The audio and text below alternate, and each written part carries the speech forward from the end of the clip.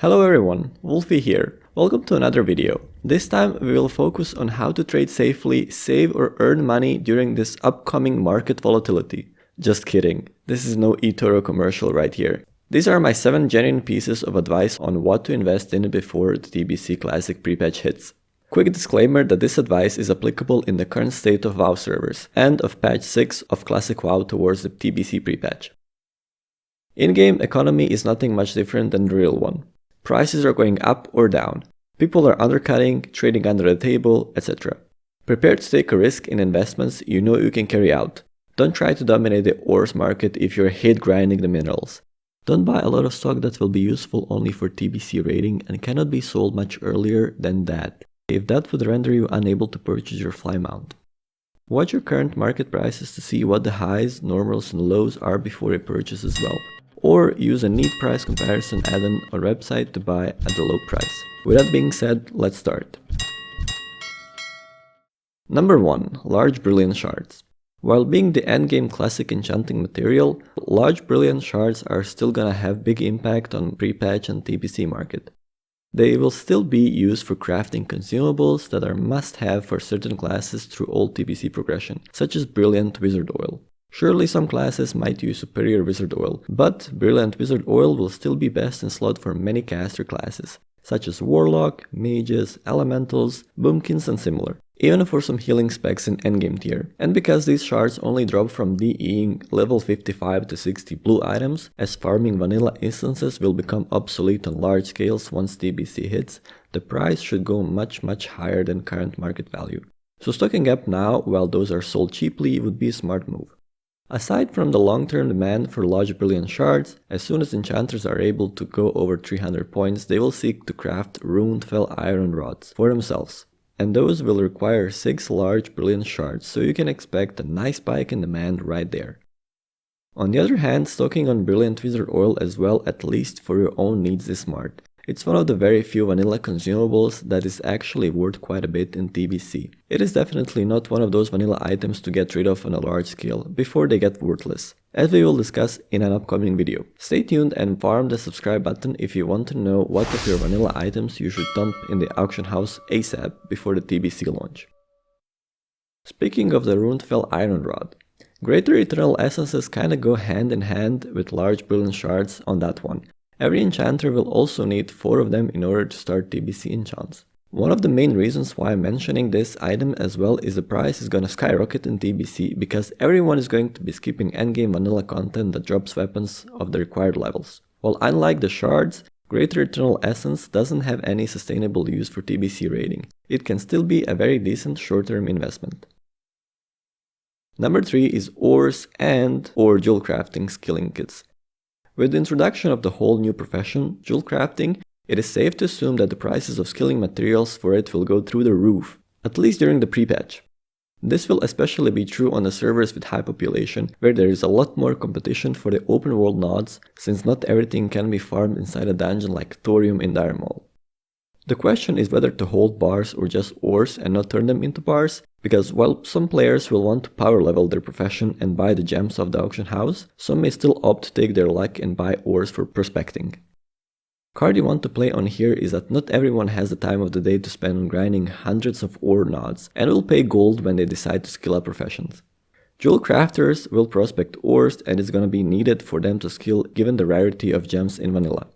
However, if Jewel Crafter does not have mining alongside the jewel crafting, which will be more common for mains or hardcore raiders, they will need smelted bars too. Bars are also used by blacksmiths and engineers, and with meta changing in TBC in favor of BOP crafted gear, it is safe to assume that more players will want this profession in their mains, even though there may be a good market for bars as well. As for jewel crafting skilling kit, as you may have seen already, there are detailed and numbered lists of what you need.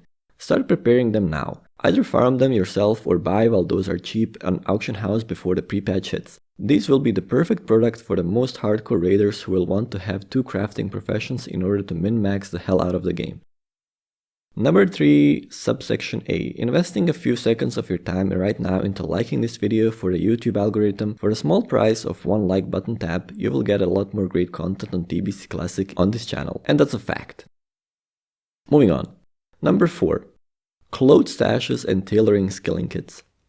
Okay, coming from a private server experience, this one is the best thing you can do and not many people do mention it. With TBC and upcoming tailoring sets for casters that require a ton of cloth that has a 4-day cooldown to craft, people will boost alts just to level up tailoring on them for the cloth CDs. Selling raw cloths and bolts or even selling entire 1 to 300 skill kits outside of auction house on fixed price is gonna bring you a lot of profit. Currently, low-level cloths are very cheap on auction houses, especially thanks to all the mage boosting and AoE farming going on. Invest now and shovel your gold when TBC hits.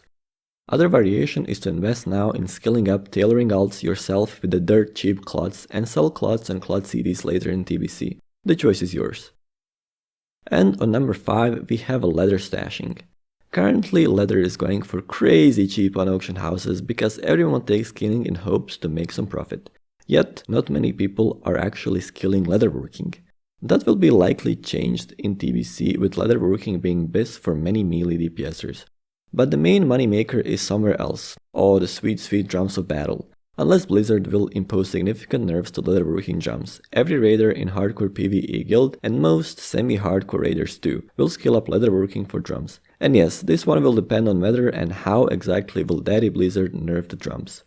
I talked more about that in my previous video, I will link in upper right corner. But hear me out on this one. Leatherworking will still be skilled up for the gear, if not for now nerfed drums. Anyway, my point is that leather will never be as cheap as it is now, when you can literally skill leatherworking for free just by vendoring the crafted pieces and getting your leather investments back fully. Investing in 1 to 300 kits for later selling or just keeping raw leathers in your bank and transferring them to your banking alts guild vaults in TBC for later phases is a big brain move in my honest opinion.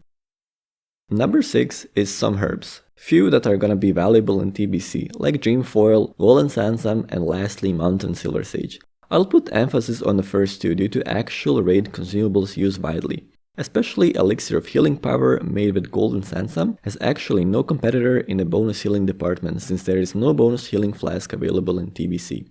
Also, the Adept's Elixir should be used quite a bit for dungeons and early raids when flasks are still scarce due to difficulties of getting the recipe proc. While crafts made with Mountain Silver Sage are gonna be situationally useful and gold siphons for rich folks, kinda like luxury items on which you will bank.